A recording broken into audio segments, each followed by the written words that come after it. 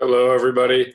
So we're going to do a little more with the tangent plane. I promise this often, but I'm thinking it's going to be true this time. So let me just remind, we're going to take the idea of the tangent plane and do what we do with the idea of the tangent line is use it as an approximating function for the function it came from. So let's start with reminders about the tangent line. So if z equals f of x, y is our function, if it has continuous derivatives at the point a, b, then the tangent plane at AB is, meaning when we input AB, so the point would be AB, f of AB in 3 dimensions, but above this point on the xy plane above or below, then the tangent plane has the formula. It will look like we take the derivative at that point, x minus a, the x derivative, the y derivative at that point, y minus b, and then we add the value of the function at that point, right? So notice if you cover up f of the middle term here, this is very familiar to the equation of the tangent line, right? It's a very similar idea that's happening here. We just have another direction to deal with, okay? So this is what we came up with last time. And just like with tangent lines, when you use them as a linear approximation, nothing much changes, we just give it a name. And so we will say that the linear approximation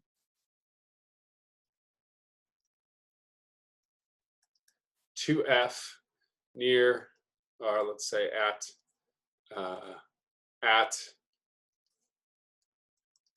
AB is just exactly what we wrote here. I'm just going to give it the name L of xy, right? And again, I'm just writing down the exact same thing as up there. And let me remind us, since I know a lot of this notation can get confusing, right? This and this whole thing and this thing and this whole thing, everything underlined in red is one number. So this whole thing right here, this is just a number. I know this equation can look like it's got a lot going on, and it does, but they boil down to numbers. So when you're doing these problems, right, you just compute these numbers, plug them into a very simple formula, right? Okay, so let's do an example with this and then look at a picture of that example. And I'm just going to use an example we already did most of the work on. So we looked at last time at the function z equals 5 minus x squared plus 2y squared. And we found its tangent plane, we looked at 1, 1, 2, is equal to, let's see, we had negative 2 x minus 1 minus 4 y minus 1 plus 2, right? So we did that in the last video, came up with that tangent plane. Notice this number 2, for instance, that is the x derivative at this point, and this is the y derivative at that point, and this is the value of the function at that point.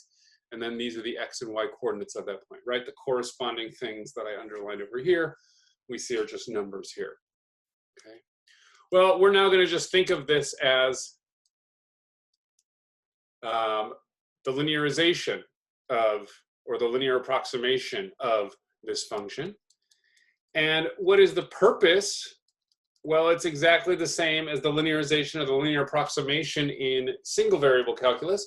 You have a function that's easier to work on than the function at hand that gives you a pretty good approximation to the function we're talking about near the point, right? Remember, it's going to get worse as it goes further away generally, but depending on what you're doing, you can decide how far away you have a close enough approximation. So these are really nice approximating functions. Let's do an example here. So for instance, let's look at the function z at a point near here. So let's change the x value by 1/10 and the y value by 1/10. So I made the x value 1/10 bigger and the y value a tenth smaller. So I'll look at this function z equals 5 minus 1.1 squared plus 2 times 0.9 squared, and that works out to be 2.17. Right, and you could, I'm sure, do this in your head. You might, or on a little bit of scratch paper, right? You'd have to write some things down. It's not the most terrible computation in the world, but it's not necessarily super simple. Let's compare that with this computation. I've got -2, and I'm going to write it out, but I suspect we could do this in our head if we needed to. Right, so we've got -2 times 1.1 minus 1 is just a 0.1 minus 4 times -0.1 plus 2.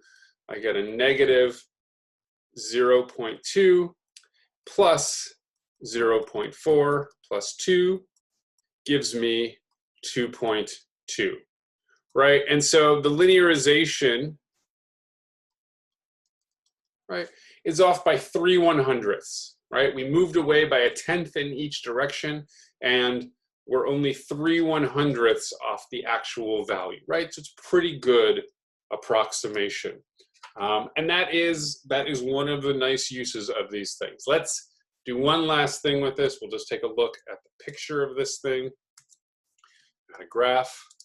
So here's the graph of the function. The red dome is the function we were talking about. The blue plane is the tangent plane at the point 1, 1, 2 that I've called A there with that little purple dot. And when we approximate it, so here, first I'll put in point C. That's a point living in the surface. That's the point, the actual value of the function. And the approximating value is this point B that's living right on top of point C, right? They're barely different there.